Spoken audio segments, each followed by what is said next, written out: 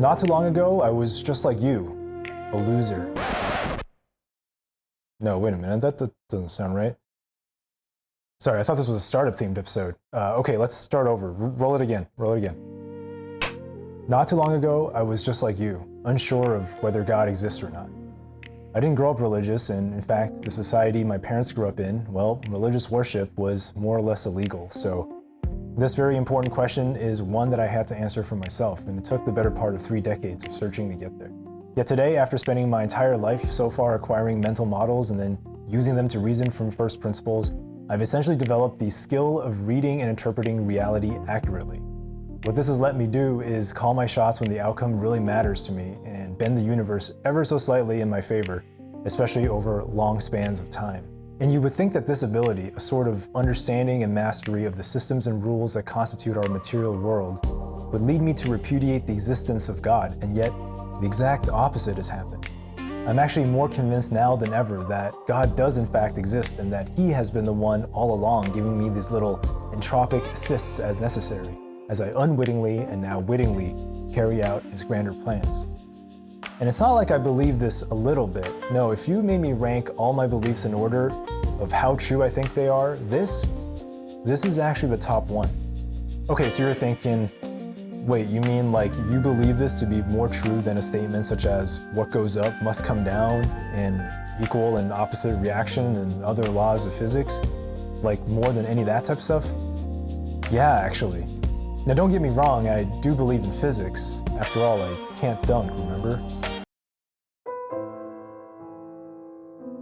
And in fact, physics are probably the best starter kit to put into your collection of mental models so that you too can bend reality in your favor.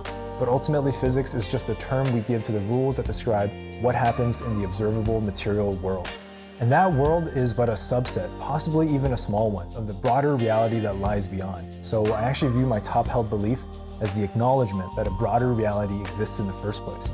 And I invite you to come on this journey with me as we uncover that fundamental truth.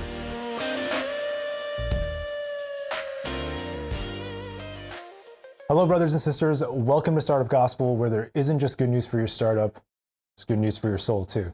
I am so excited to be presenting another gospel-themed episode. These are the episodes where I take off the business mentor hat and we put on our explorer hats and journey together into the realm of faith, philosophy, and theology. In today's episode, I wanted to share a few humble observations about our universe that I noticed over the years that in aggregate have led me to a rather grand and inescapable conclusion, that our universe was created. My first observation is that the fractal nature of the universe is evidence of a broad emergent computation. A fractal is a pattern that repeats itself at different scales. It's infinite, complex detail generated from a simple starting rule. The wild part? That initial rule is often super straightforward, yet it produces mind-blowing complexity. A famous example of this is the Mandelbrot set, and here's a definition.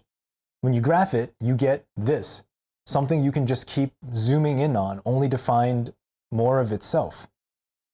Okay, you say that's all 2D in a mathematically pure coordinate space. Of course, that's theoretically possible, but where is this in the physical world? Well, there may not be a Mandelbrot set in the physical world, but self-similarity, a key fractal trait, pops up everywhere. So, for example, there's this thing, and this thing, and this thing, and this thing, and this thing, and this thing, and this thing, and this thing, and this thing, and this thing, and this thing, and this thing, you get the idea. And it's not just within categories. Think about how biology invented mechanical devices in cells long before humans built machines for industry. Or how about how atoms and solar systems kind of work the same way? Or if you want to get technical about atomical orbitals, it turns out they're not technically like planets around the sun, but they're instead like harmonic vibrations on a string that produces different notes, which is arguably even more interesting. Or how about my favorite at the grandest of scales of how galaxy filaments look just like neural networks? Could the entire universe be computing towards something? Now, I could go on forever with examples, so what's my point here besides showing you that I really need to hire an editor sometime soon? This isn't just a cool coincidence for anyone who spent time in the world of systems and software. This is a massive clue. Fractals and self-similarity are a dead giveaway of emergent computation. Now, theoretically, nothing stops a computation from being fractal within itself, kind of a meta-fractal of sorts. Running one fractal leads to emergent fractals inside of it. And since our universe is fractal everywhere, that's exactly what's happening. Well, remember how we got the Mandelbrot set? It turns out that humans use this technique for world generation as well to simulate nature in video games. When we create scalable video game worlds, we don't place every rock and tree. Instead, we write a procedural generation algorithm, a simple set of rules, and let the computer create the complex world for us. Here, in fact, watch this excerpt from Henrik Kniberg talking about the new Minecraft algorithm. Guys, there's no way I'm calling him Henrik Kniberg, okay? That sounds awful. I'm going to talk a bit about how code and math and a bit of tinkering can lead to really cool terrain. Minecraft is, to some extent, an Earth simulator. For those of you who've played it or watched others play it, you see this thing that looks kind of like planet Earth. This is for those of you who wonder, like, how does that work? Like, how do you create an environment that kind of looks like this? Say his name! And before I get into the nitty-gritty details of how that works, I want to talk a little bit about size, because it's hard to really understand how crazy big Minecraft worlds are. This is Earth, this round ball we're sitting on right now, 500 million square kilometers of surface roughly, and over there is a Minecraft world, flat, finite, about 3.5 billion, so about 7 times bigger than planet Earth. And that's just one world. Every time you create, say his name. Every time you create a new world in Minecraft, or you start a new game, it generates a unique world just for you. And just to put that into perspective, I told you it's going to be geeky. Milky Way galaxy, 100 billion planets-ish. Minecraft, 18 quintillion worlds. If every Minecraft world was a planet, we would need how many Milky Ways? 180 million Milky Way-sized galaxies just to fit those. What's interesting is, of course, Minecraft is not a physical world, it's a digital thing. But even digital worlds take physical space. A Minecraft world is 60 million times 60 million times 384. It's a big Rubik's Cube.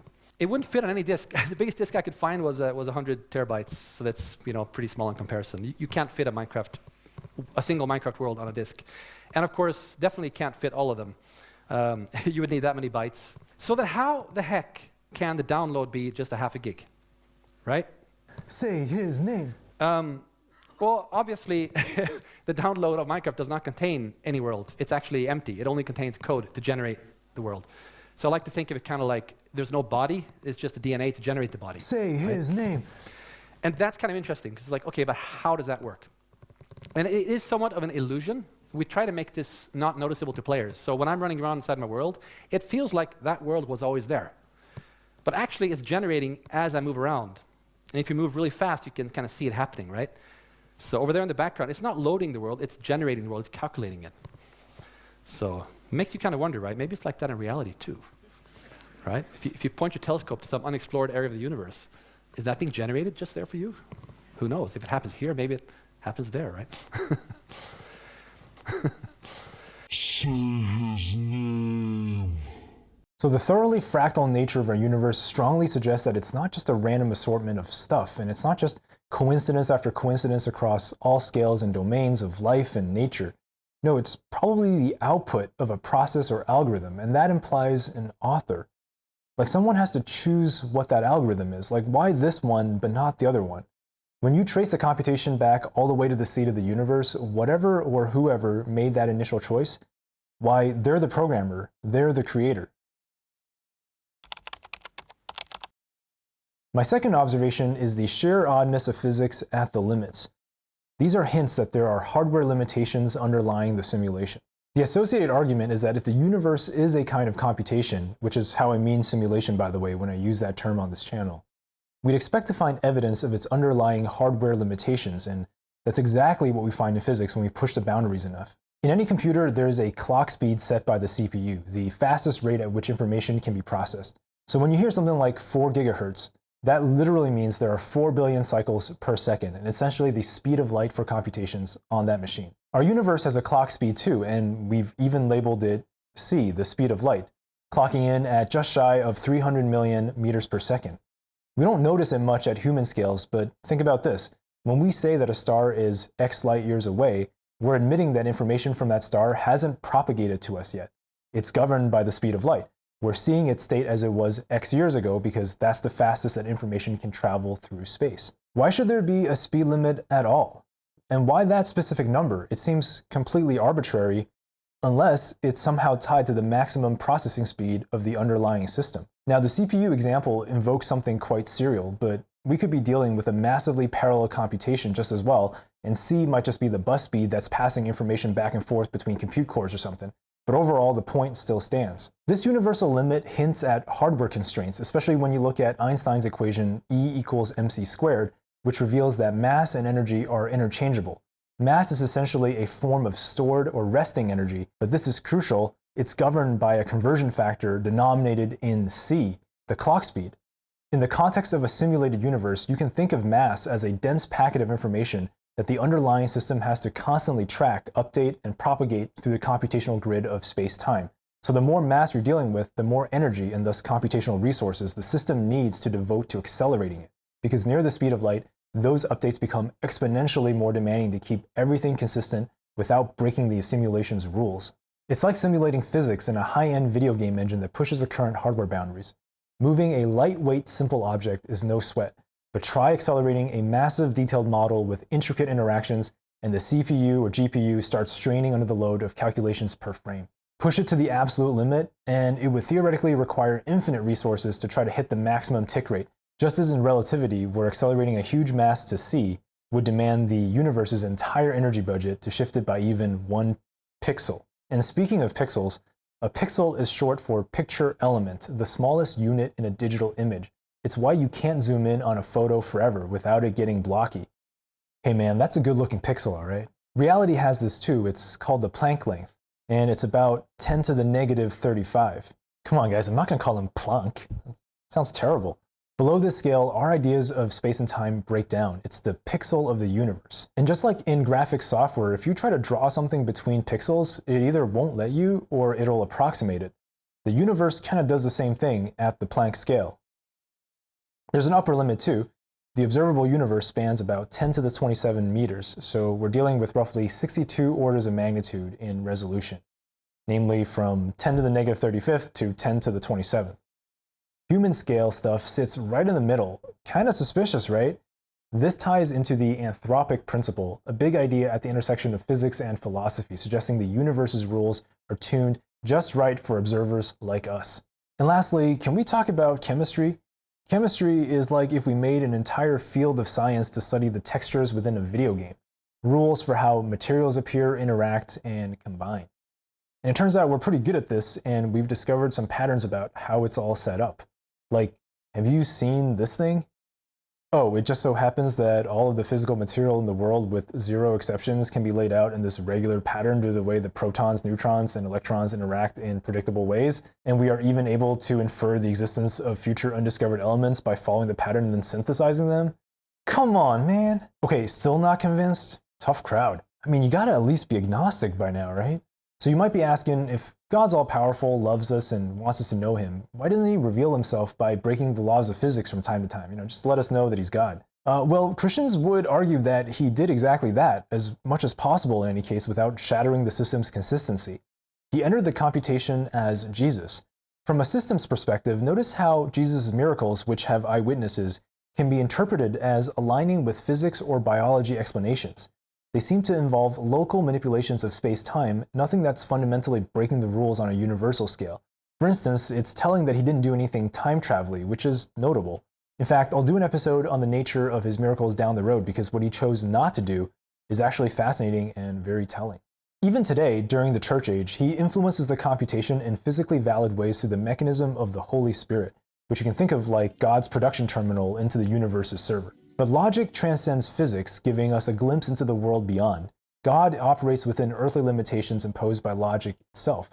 Like he could break them entirely, but that might rapture the universe. And yeah, that day could be coming, which is why there's a whole book about it in the Bible.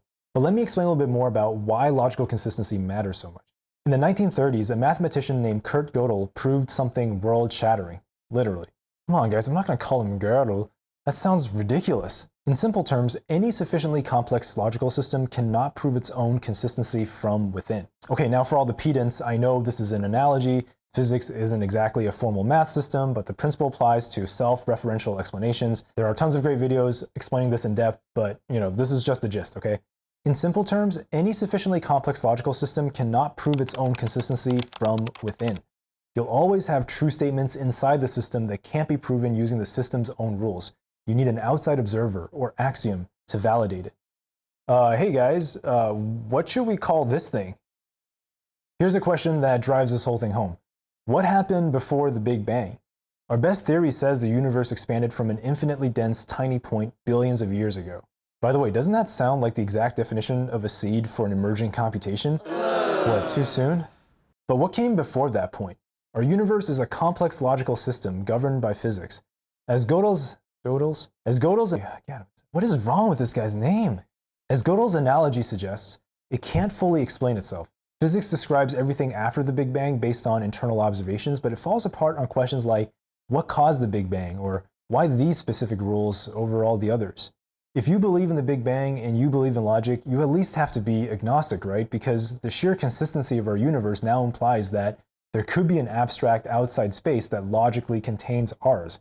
And our origin story, a computational seed exploding into complexity? Come on, man. So now we have a choice. What is the simplest explanation, or Occam's razor, for a universe that runs on elegant computation, is fine-tuned with specific hardware limits, and cannot logically explain its own existence? Is it A, it all just happened, it popped into existence from nothing for no reason, with all the rules of physics and fractal computation perfectly preset by pure random chance? Or B, it was created? As a systems thinker, option B is not just simpler, it's the only one that logically fits all the evidence. The evidence of a creator is the most practical and simplest explanation for our existence itself. All right, folks, that is another gospel-themed episode presented by yours truly. I hope you had as much fun watching it as I had making it. Whether you came for the startup and stayed for the gospel or the other way around, I can't thank you enough for supporting the channel with your interest and attention. If you're watching this video close to the release date, it means you're probably a friend or family member.